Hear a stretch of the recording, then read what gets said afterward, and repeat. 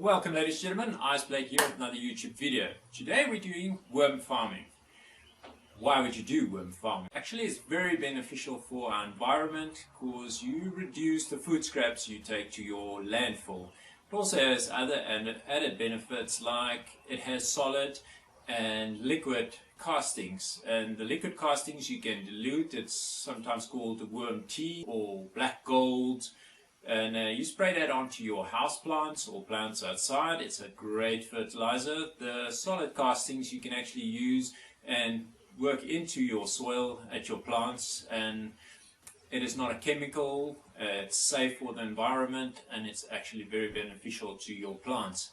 It's not that hard to do. You basically throw away lots of food scraps during a week, during daily. So this you can just feed to your worms and they will digest that and then give you the products you need for your plants.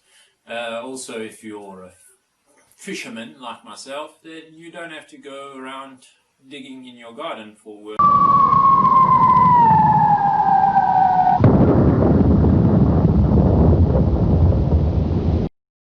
Fishing trips with your children or your family, friends, you have your worms handy to just take with you the morning you go out. So I already started just constructing my worm hotel.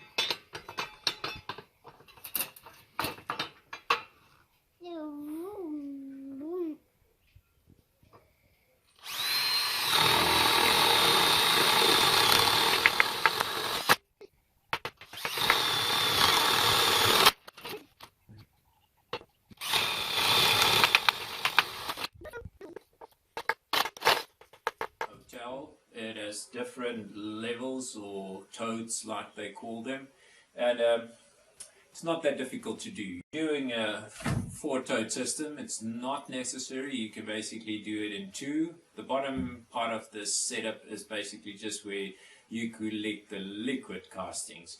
The second one would be where the worms digest your food scraps or whatever you feed them, and that would be sufficient. The next level would be if this level is saturated, the worms has finished through that, then you would basically drill holes at the bottom of these containers and the worms would go through to the top one and start doing the same process there, and you just can remove that one and use the castings in your garden. So not a difficult process. Things you would need is, like I said, just 2 containers. That would be perfect. I have 4. You need a lid on top. You would need some bedding for your worms. I'm using the cocoa peat. It's very nice. You just put this brick into a container and leave it in water so that it expands, and then we'll use it. Some newspaper. I just tore it to pieces, and then you wet this as well. These worms, the worms that you basically use would be the red wigglers. They are excellent in getting rid of your food scraps for you, but currently the area I am in, I don't have that, so I have night crawlers, which is just a bit lazier than the red wigglers, but they would do for now. I will add some red wigglers when I have the opportunity to get them. And then on top of all of that, you'll just do either like hessian or a piece of cardboard. The red wigglers, they love the cardboard. And you'll need some rainwater, not chlorinated water out of your tap. If you do using tap water, I would just suggest letting it stay outside for like 24 hours to just get rid of some of the chlorine in the water, and then apply it to this process. You'll have the worms, and then you'll need a power tool like a drill and drill bits. because we're going to drill holes in for air for our worms, and we're also going to do each of the totes or the containers will have holes at the bottom for the worms to get through. The bottom one will only do one hole for drainage, basically, to get to that liquid gold, the black gold. And show you, you have a couple of options. What I was doing is you get these drainage taps sort of thing. You just put it at the bottom and then it opens up, screw top, same thing, not too difficult. Or a tap, which opens and closes with washer for in and outside. That one you'll just, it depends what we'll have. With a tap, I would suggest mounting it lowest point right in front. I've seen people doing it at the bottom, but I think at the bottom would be beneficial for a drainage plug or something like this that you just put there, and it will work. If you're doing a tap, I would suggest here, and then just having your kit slightly slanted forward so that the juices would go there. There's no need to put a tap like this because the nozzle would basically be pointing away from you. Something I did with mine was attaching just a piece of wooden planks to raise the containers so that they don't stick into each other. And also when you have weight in this and it pushes the containers down, you struggle to actually get them out. So I've done some handles on both sides for this, and this is the space basically indicated now for the amount of work my worms will have to do for me. It's not difficult to make. I just cut them all into the same sizes. This was normal scraps of wood I had left here, basically pallet wood, nothing special though, and did it on both sides, and they now stay the same height, each of them. So just the air holes, drainage holes at the bottom, and also the holes for the worms to get through, your tap or drainage, whatever you're going to use, and our worm bedding, rainwater, worms, drill, easy, no problem. So quickly going to get into the DIY part of this, and hopefully it won't be destroy it yourself. Okay, to start off, I'm just going to take off these.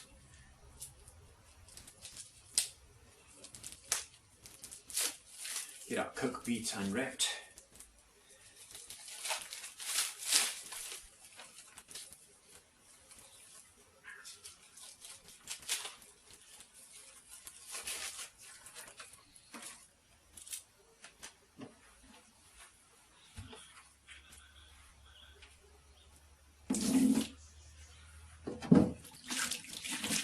Give it a quick wash out just to get most that away, and then I'll just put in our cocoa peat in here and wet it with our rainwater.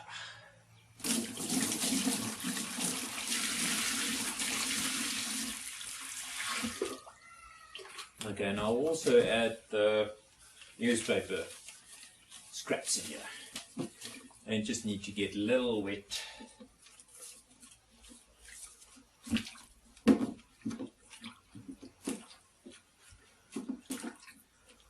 We'll dry them out just before adding it to our worm. So that would be the worm bedding if it's finished. Okay, in one of our bins. At the bottom we'll do the holes for drainage and for the worms to get through. I'm doing a 6 mil for the holes. You can go bigger, doesn't matter. And you just space them. There's no specific pattern. I've seen people do corners and then 2 or 3 in the middle. I've seen people doing rows, a grid, doesn't matter. Just need holes for it to drain and for the worms to get through.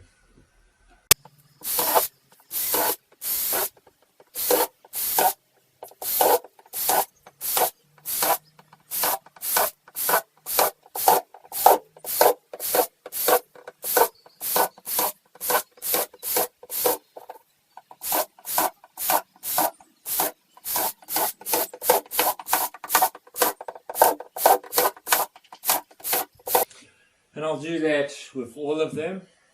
And then for the air holes, you can use the same, but I'm going smaller. Going with a 4.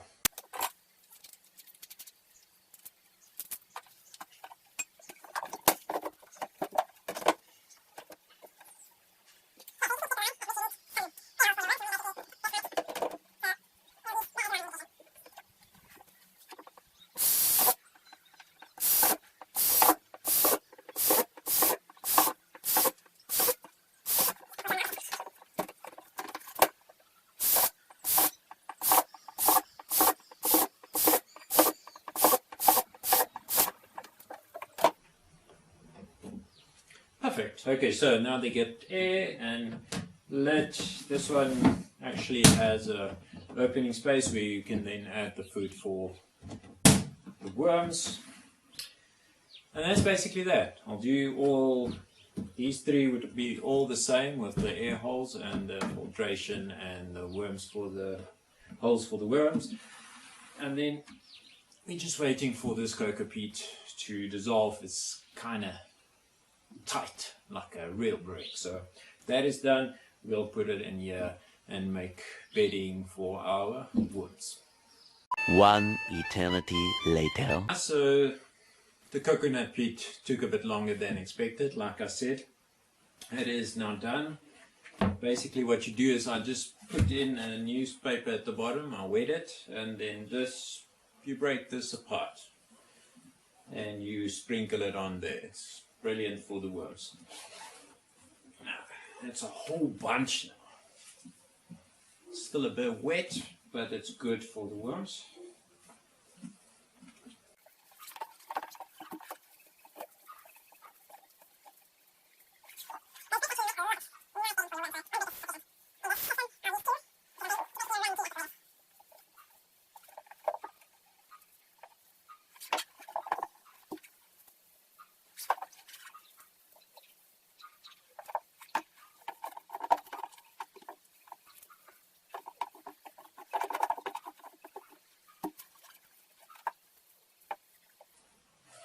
Okay, and then just your newspaper. You can just stack them over there.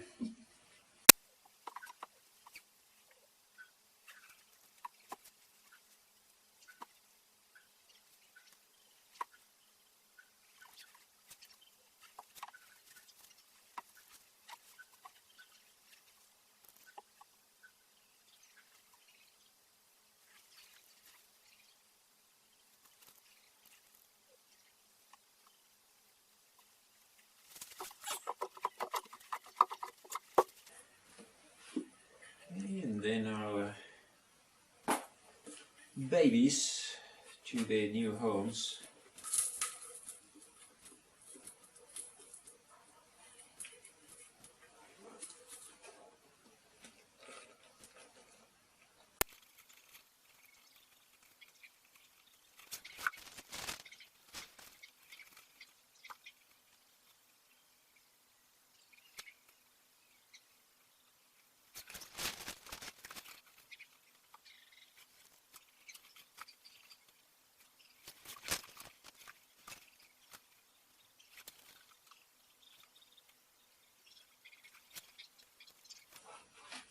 Okay, so all of our wormies are in. They'll go into their bedding now. Nice new environment for them. Basically, you can feed them. I'll put up a list of what actually is good for them. But just cut up it into small pieces. They enjoy it. Also have a look on the list for things that you should not feed them. Pineapples actually have an enzyme in that can kill the worms. They don't like too much of citrusy stuff.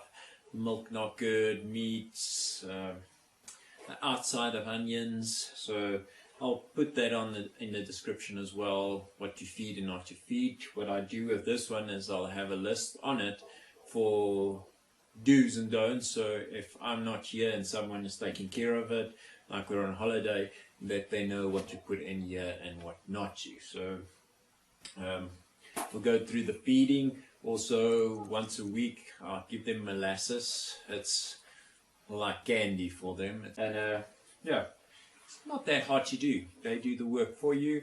Like I said, red wigglers are the way to go. They're basically composters, and the night crawlers are basically turners. So they actually turn up your soil, and they don't do too well with composting. They do it, but in a much slower rate. So they actually like soil and burrowing in it, where the red wigglers, they basically are topping composters. And I wanted to show you basically what I do is just dig a small trench on the side, and then you feed it the week on that, and then you come closer to yourself basically. I tend to not feed on one spot constantly. There's nothing wrong with it if you do. I just do a trench, fill it, leave it for a week, and then move a little to this side until I reach this, and then I start over there. So I just snipper it for them. I've seen people also put this through food processors to make it fine. It's even better that way.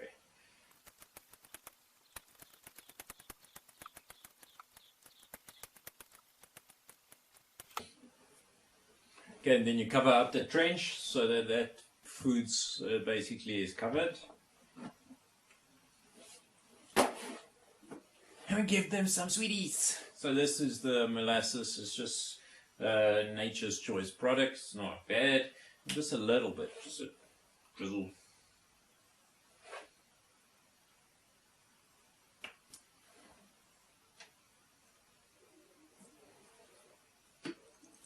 Just like once a week, just a little bit. And that's basically that. What I do then, you either use the Hessian to put that on it, and you keep that damp. It's nice, and it will keep the soil under that damp.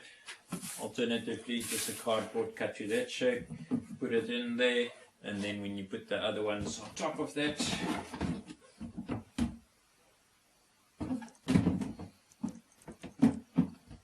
you can start then with this layer. So multi-toad system, not that hard to understand. Normally, like I said, just two with your, where you catch your black gold would be sufficient actually. Just swap it out.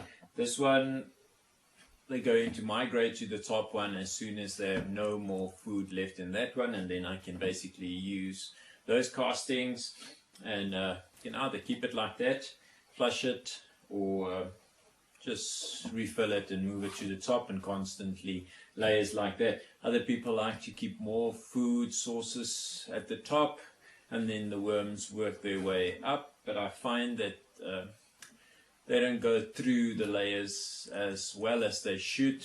They basically rush upwards. Too much food, it starts stinking. It's not what you want. You don't want a stinky worm farm. It's easy to maintain.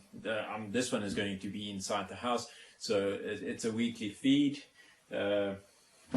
Not too hard to do, right? Okay, with the worms all set up, I'm going over to the drainage hole. I'm doing mine, like I say, drainage hole style. It's going to be at the bottom. You can also do the tap at the bottom, or tap I would prefer actually in front, where you just slant it forwards to get all the juices at that point. Using spade bits, easiest for me. This is a 22. It's the size that my tap is actually, so if I want to remove this and fit a tap, it's the same hole. I don't have to do anything different.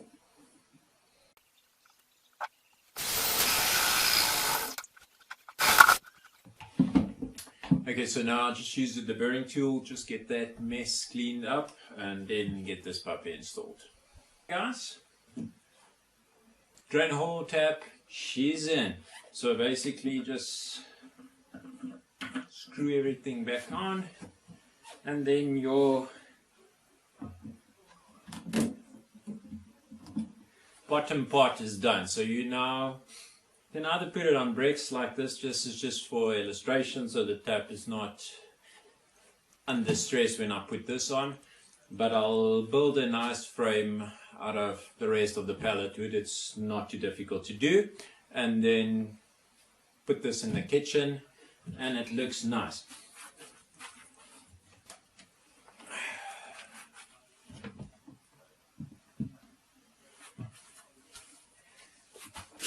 Okay guys, there's the whole stack. Got our lid with a lid for ease of feeding. Each layer is exactly the same now. Bottom layer is capturing the gold, the black gold. And then we have our layers of living quarters for worms. If you have any questions on this so far, you can drop it down in the comments down below. I will add in some info on worms, but I'm taking that inside. I'm going to move this inside as well. So job outside is done now. Thanks for watching guys. If you haven't yet and you would like to see more content like this, please subscribe, leave a like if this helped you.